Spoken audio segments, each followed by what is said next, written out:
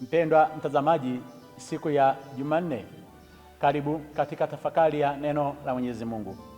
Tafakari yetu tunaipata kutoka katika Injili ya Marko sura ile ya 10 aya ya 28 hadi ile ya 31. Nitaisoma. Petro alimwambia Yesu, "Tazama, sisi tumeacha vyote tukakufuata wewe." Yesu akasema, "Amini nawaambieni, hakuna mtu aliyeacha nyumba au ndugu waume au ndugu wake au mama au baba au watoto au mashamba kwa ajili yangu na kwa ajili ya Injili, ila atapewa mara 100 sasa wakati huu, nyumba na ndugu waume na ndugu wake na mama na watoto na mashamba pamoja na udhia, katika ulimwengu ujao uzima wa milele. Lakini wengi walio wa kwanza watakuwa wa mwisho, na wa mwisho watakuwa wa kwanza." Neno la Bwana.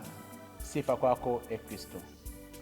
Mpendwa mtazamaji, Petro anamuuliza Yesu swali la kushangaza. Sisi tumeacha vyote tukakufuata wewe. Kwa nini anamuuliza swali la kuacha vyote?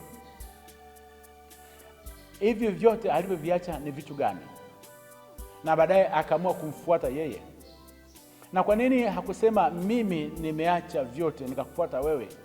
Analeta katika hali ya umoja. Manake ulikuwa ni mjadala katika kundi la wale mitume 12 katika habari za kumfuata Yesu. Kuna jambo ambalo lilikuwa limetokea, au kuna neno ambalo Yesu alikuwa amelizungumza lililowafanya hawa mitume wajihoji mara 2 mara 3. Kuna kitu gani mbele yetu katika kuweza kumfuata huyu Kristo? Ni jambo gani hilo lililowatesa? Jambo lenyewe ni hili.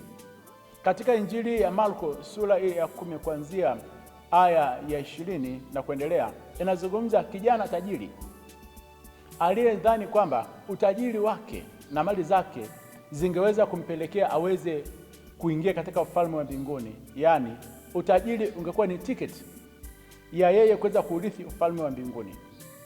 Yesu alimtazama, akampenda, akamwambia, "Nenda kauze vyote ulivyokuwa navyo, wapatie maskini, alafu njoo unifuate, nawe utaurithi ufalme wa mbinguni." Kijana alipopenda mali zaidi kuliko kumpenda Mungu, aliondoka kwa huzuni kubwa. Yesu akasema, ni ngumu sana kwa tajiri kuweza kuingia katika ufalme wa mbinguni.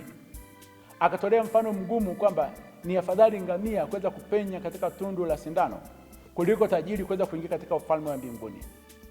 Mitume wakashtuka, wakasema, katika mafundisho yetu yote ya Kiyahudi tunaamini kwamba utajiri ni ishara ya baraka, utajiri ni neema, na sisi tumekufuata kwa sababu tutakapokwenda Yerusalemu, utakapokuwa umekaa katika kile kiti cha enzi, sisi wengine tutakuwa ni mawaziri. Hivyo basi kodi na marupurupu mengine yote ambayo yanayokuja kwa mfalme tutayafaidi nayo. Umelala masikini, unaamka tajiri. Kutuambia utajiri utatupelekea tuweze kukosa mbingu, unataka kutuambia kitu gani? Ndipo hili swali likaje. Sisi tumeacha vyote tukakufuata wewe. Yesu anajibu, anamwambia Petro, kuacha mali ndogo hizo kunifuata mimi umefanya vyema. Na hapa anaanza kuonyesha ni mambo gani ambayo yatamfanya huyu mfuasi wa Kristo akakosa mbingu, na ni mambo gani ambayo mfuasi wa Kristo akiacha mbingu ni ya kwake. Anaanza kuorodhesha Yesu, anasema nyumba na ardhi ni utajiri. Nyumba yako binafsi au nyumba ya kina Petro au nyumba za wale mitume zilikuwa ni kwa ajili ya makazi yao. Ardhi ilikuwa ni kwa ajili ya matunzo, kwa sababu vitu vyote vinafanyika katika ardhi, na ardhi ni utajiri. Akasema, acheni nyumba zenu, acheni ardhi zenu. Kama umeacha nyumba, kama umeacha ardhi, hivyo basi unakuwa ni muombaji, unakuwa ni mtu ambaye unategemea msaada kutoka kwa watu wengine. Akasema hilo linakuwa ndio chaguo lenu ninyi, kwa sababu njia mnayoiendea ni njia ya utakatifu. Na ni kweli, njia hiyo ya kuacha nyumba, ya kuacha ardhi, ilikuwa ndio njia ya watakatifu wengi. Mfano, Mtakatifu Francis wa Asizi, baba yake alikuwa ni tajiri, alimwandalia mali nyingi sana kijana wake aje ayafurahie maisha ya baadaye. Baba wa Francis akasahau kwamba ndani ya kusudi la kuweza kumzaa huyu Francis katika familia, Mungu alikuwa na mpango naye. Wakati ulipofika wa Francis kuweza kuitikia wito wa Mwenyezi Mungu, ambaye Mwenyezi Mungu alimwambia, nenda kalijenge kanisa langu ambalo limekumbwa na ufisadi katika mambo ya utajiri. Francis alipoondoka, baba yake alikasirika. Baba yake akamkamata akamweka ndani, kwa sababu Francis alipaswa kuweza kushikilia mali za familia. Francis alipoona kwamba mali za baba yake zinamzuia yeye katika ule wito mkuu wa Mwenyezi Mungu aliokuwa nao, alikwenda mbele ya kanisa au mbele ya familia yao, akavua nguo zote ambazo baba yake alikuwa amemnunulia, akabakia uchi. Akasema, mali za wewe baba na nguo za wewe baba ulizonipatia zinanizuia katika kuitikia ule wito wa Mwenyezi Mungu.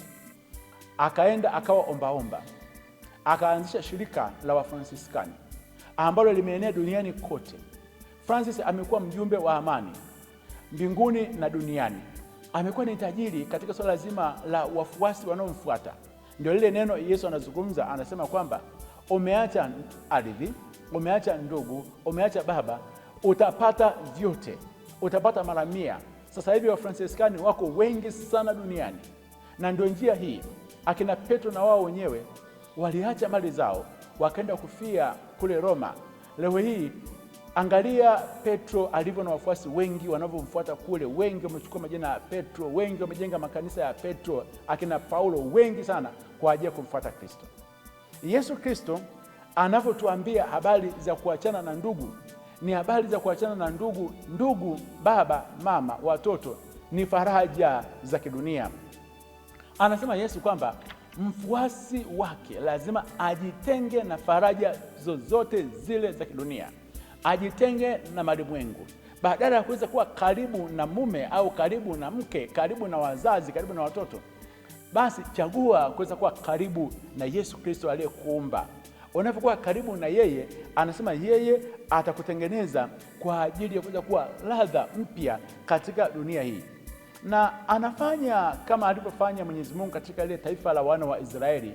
Vile Mwenyezi Mungu katika makabila 12 ya taifa la Israeli, kabila moja alilitenga kwa ajili ya huduma ya hekaluni, kabila la Walawi.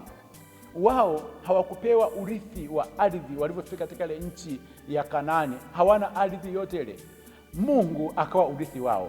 Na katika kabila la Walawi akawatenga Haruni na wanawe waweze kuwa makuhani, waweze kuwa wahudumu wa patakatifu. Na ndiyo Yesu Kristo anazungumza, anasema katika kujimamanua na mali za kidunia hizi na watu wengine kuweza kuwa karibu na Mwenyezi Mungu, ndivyo anawafanya wale wengine waliobaki kuweza kuwa ni baraka. Katika hilo basi, Yesu Kristo anakazia fundisho lake alilolitoa kwa hawa mitume kwamba wale wote ambao wameacha haya yote wataurithi ufalme wa milele, watakuwa ni watakatifu. Wasije wakasahau kwamba kuna kitu kingine kitakuja kwao, udhia kwa wale ambao wametoa maisha yao kwa ajili ya Mwenyezi Mungu. Watapata maudhi mengi sana. Kwa nini? Ukijitenga tu na mali za kidunia, watakusema.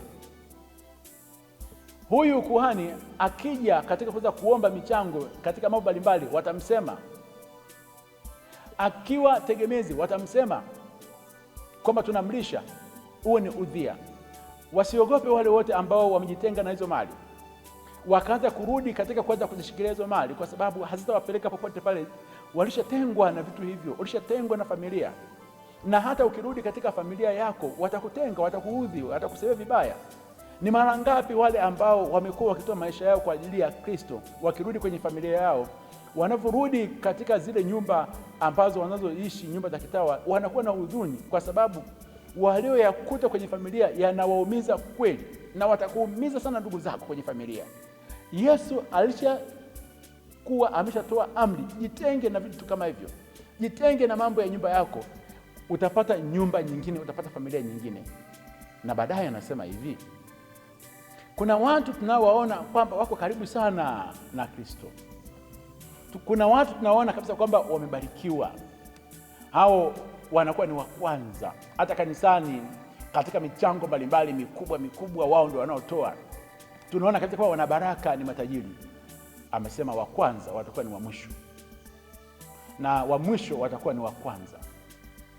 Ni neno gumu, linaumiza, lakini leo tuingie katika lile swali ambalo Petro aliamua kulifanya, kujimamanua na mambo ya kidunia na baadaye kuweza kuyapokea mambo ya Kristo, ili baadaye tuweze kuwa wepesi katika kuweza kuhubiri neno la Mwenyezi Mungu, na baadaye tumeahidiwa urithi wa mbinguni. Akubariki na kulinda Mungu Mwenyezi, Baba na Mwana na Roho Mtakatifu. Amina.